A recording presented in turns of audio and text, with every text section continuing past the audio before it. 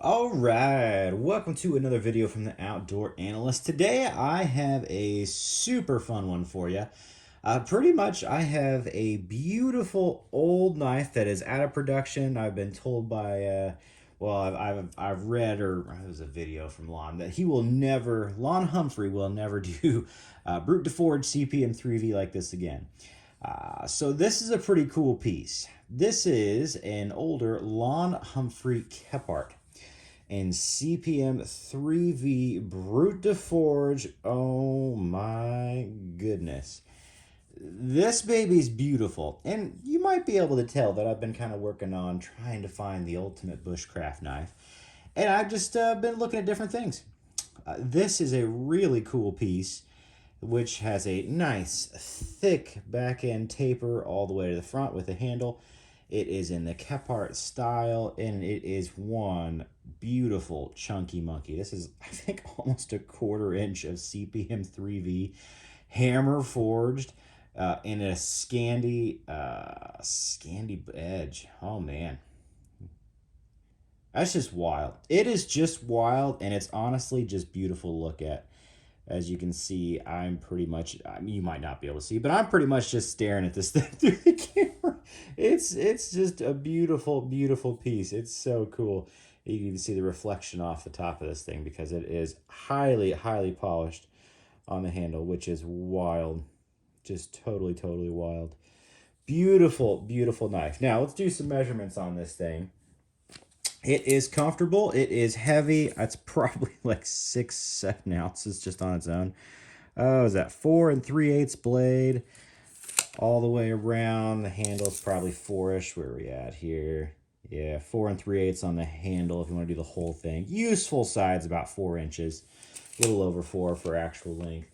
It is really a comfortable handle. I have large XL size hands. You can see it kind of goes all the way to the end there, and it nice and fills out your palm, fills out that section of your hand there where you're supposed to have a little gap. Feels nice and snug when you're in like this, and very, very comfortable. A lot of different grips. Feels comfy. There is something about this old school taper that does work very, very well. No, you don't always have to have that Coke bottle to have a very comfortable feeling knife, especially for continued tasks. Honestly, I don't like the Coke bottle. In all reality, if I'm wanting to do continuous tasks, it actually kind of gets in the way and hurts my own hand. So that's kind of something there. Another thing to note about this beautiful knife, ergonomic, great Scandi edge on here. It is a very, very thick Scandi. And yeah, I've cut some meat, cut some sausage. Can you food prep with it? Absolutely. But it's not only Scandi, which means it has a very big wedge, but it's a very thick Scandi. And not super short, but it's very wedgy. That means this sucker just absolutely splits open wood like nobody's business. But it's not a great food prepper. Most Scandis aren't. It's a very thick wedge on there. So pretty intense on that side. But other than that, man, it's a looker and it's a worker. Very, very cool. Very, very, very cool. Let me put up some different kind of comparisons for you. I wish I had a Becker BK2. I feel like that's I feel like that's what this is really like. It's basically a Scandi Becker just in way better steel because this is 3V versus 1095. It's really, really, really awesome. Let me see here. Let's just compare it to, here's an SE6. It's thicker than the SE6 by quite a bit, which is wild. Just so you have some size comparisons. SE6 is way larger all the way around, much bigger handle all the way around, but it's not as thick. I know, ridiculous comparison. I guess that was the SE6 HM. Sorry. Let's see what else we got here. Here's another Lon Humphrey that I have. This is a Mully. Oh, beautiful, beautiful Mully from him. Love, love, love it. Obviously, it is much bigger, much wider than the Mully, but you can kind of see the thickness on these suckers is pretty similar. And also, they are both freaking high polish on the back spine, which is amazing on there. Yeah, honestly, the thickness is pretty darn similar. That's pretty crazy. Pretty crazy for sure. Oh, we'll get some more actual comparisons of knives. People know. Here's a Gunny a Bark River Gunny Hunter, very similar handle size, very much so. You have the Coke bottle shape here, totally different. A little thicker. I'd say it's more Bravo-esque, to be honest with you. I should pull out the Bravo, but here we go. I got the Gunny anyway. Bravo-esque on the handle as far as width-wise, but the tapers are totally different. Coke bottle versus thick to thin taper on there. Quite a bit bigger blade. You get an extra inch or so on the blade length there. Beautiful, beautiful knife. Good size knife. For a Kephart, it's actually pretty big. Not only is it beastie, but size-wise, it's a fairly large knife on there as well. So just know it's a good size beast. Oh, here we go.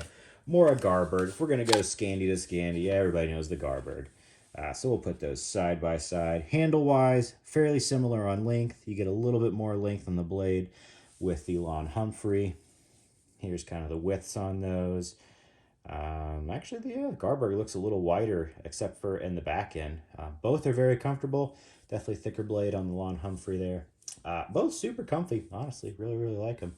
Oh my gosh, I just can't get over the look of this thing. It's just insane. Just looks so good. It's just like the moon, honestly. It just looks very moonish to me. I know, I got that different kind of shimmer and light on there and all the craters. That's freaking cool. It's freaking cool. It is not the sliceiest thing. You can get better feather sticks off of the Mora, no doubt. It's a thinner edge down here all the way around. This is a thicker wedge, but other than that, man, super cool.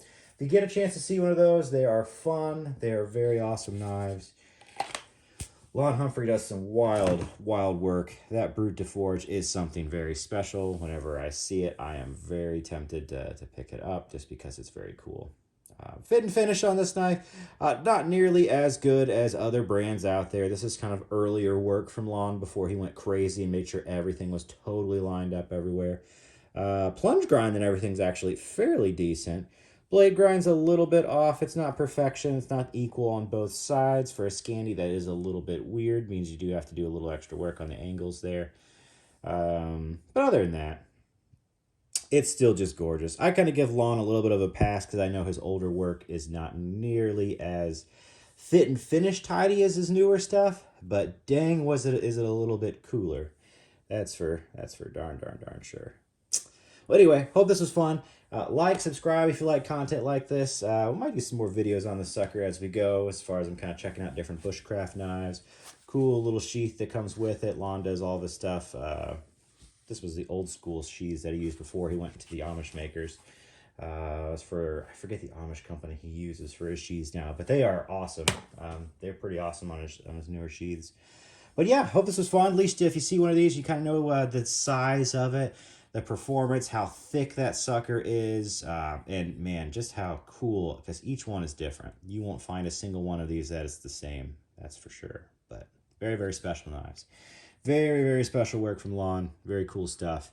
Yeah, hey, like, subscribe, and I will catch you on the next one.